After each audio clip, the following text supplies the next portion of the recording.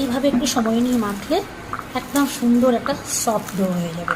আর এটাকে মজাদার খাওয়ার মানে স্বাদ জানার জন্য দিয়ে দেবো গুঁড়ো দুধ। গুঁড়ো দুধটা পরিমাণ মতো দেবেন। আমি এখানে 2.5 চামচের মতো দিয়েছি।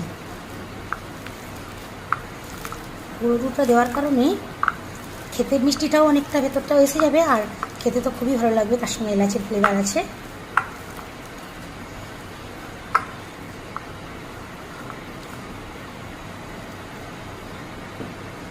আরও 1.5 চামচের মতো আমি গুঁড়ো দুধ দিচ্ছি।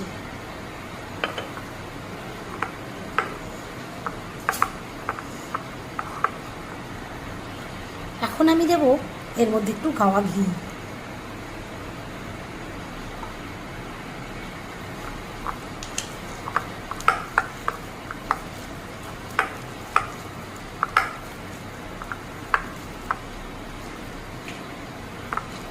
আর যেহেতু এই মাত্র ইনস্ট্যান্ট এটাকে মেখেছি, এটাকে আমি আধ ঘন্টার জন্য রেখে দেব, তারপর আবারও ভালোভাবে মেখে নেব। এখন এটাকে ঢাকা দিয়ে রাখবো। এদিকে ততক্ষণ ওভেনে একটা কড়াই বসিয়ে দিয়েছি চিনির সিরাটা বানানোর জন্য। তো প্রথমে এখানে দিয়ে দেবো 1 বাটি জল।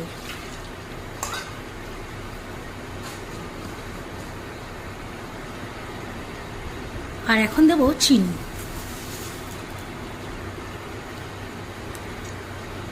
চিনির মধ্যে দিয়ে দেবো 2টো ফাটানো এলাচ।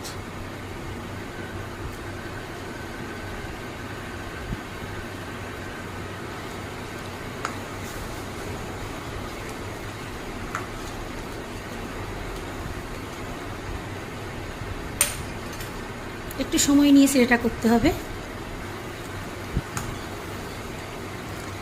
দেখুন চিনির সিরা প্রায় রেডি হয়ে এসেছে।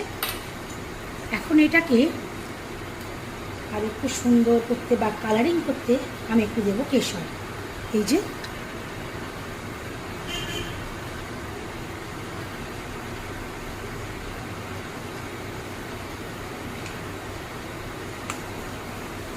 এটা দেওয়ার পর দেখবেন কালারটা একটু অন্যরকম হয়ে যাবে।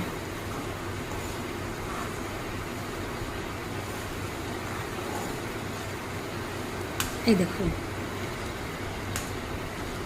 কালারটা চেঞ্জ হতে শুরু করে দিয়েছে। সিরাটা আমার পুরোপুরি রেডি হয়ে গেছে। এবার ওভেনটা অফ করে দেবো।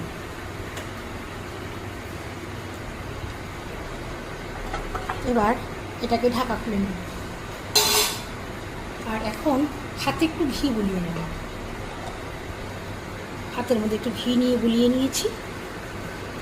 আর এইভাবে অল্প অল্প করে কেটে একটা সুন্দর বলের শেপ দিয়ে নেব।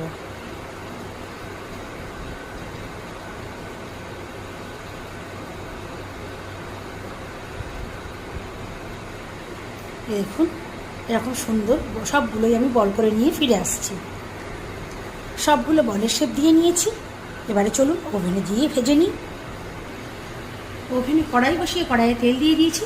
তেল অলমোস্ট গরম হয়ে এসেছে। আর একটু সময় লাগবে, আর একটু বাকি আছে। তেল গরম হয়ে গেছে। ওভেনটাকে লোতে করে দেব। এবার এক এক করে দিয়ে দেবো বলগুলো।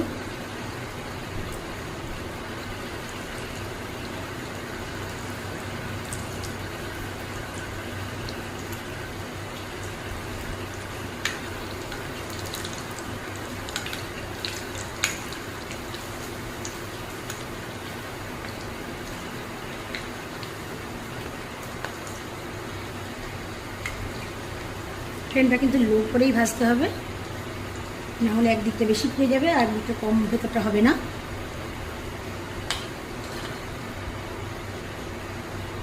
আবার একটু উল্টে পাল্টিয়ে দেবো। এরকম লো ফ্লেমেই ভাজতে হবে। দেখুন কালারটা আস্তে আস্তে অনেকটাই চেঞ্জ হয়ে গেছে।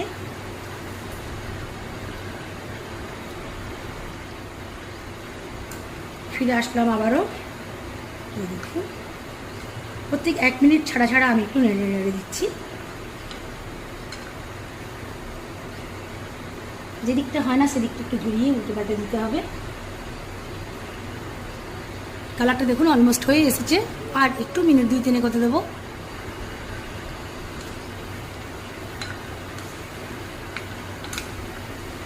এবার আমি 1.5 মিনিট পর উল্টাচ্ছি। এখন ফ্লেমটাকে আমি হাইয়ে করে দেবো, দিয়ে 1 মিনিট মতো নাড়াচাড়া করেই ওভেনটা অফ করে দেবো। আর এই 1 মিনিটের মধ্যেই কালারগুলো দেখুন একদম লাল লাল হয়ে যাবে।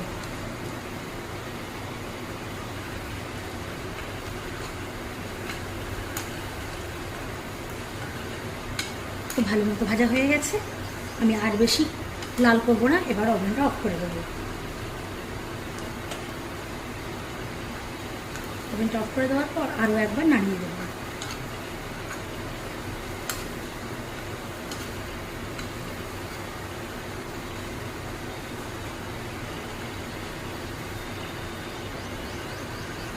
এবার এক এক করে তুলে নেব।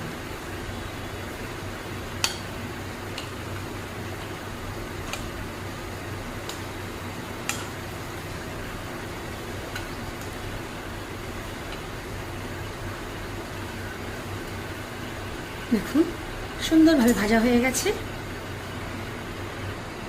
এখন ভেজে রাখা বলগুলোকে আমি এই চিনির শিরার মধ্যে দিয়ে দেবো।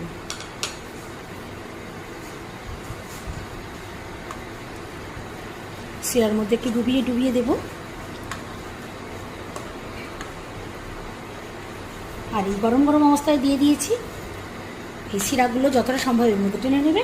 আর এখন ঢাকা দিয়ে রেখে দেবো 2 থেকে 3 ঘন্টার জন্য। তাহলে বন্ধুরা দেখতে পেলেন কিভাবে বানালাম আমি এই গোলাপজামুন বা পান্তুয়া। আমার এই পান্তুয়া রেসিপিটা আপনাদের কেমন লাগলো অবশ্যই কমেন্টের মাধ্যমে জানাবেন।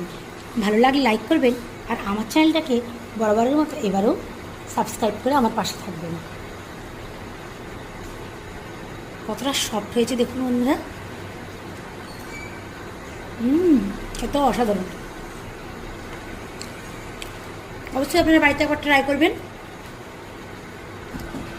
এরকম পারফেক্ট গোলাপজামুন বানানোর জন্য দেখুন খুব সহজেই বানানো যায়।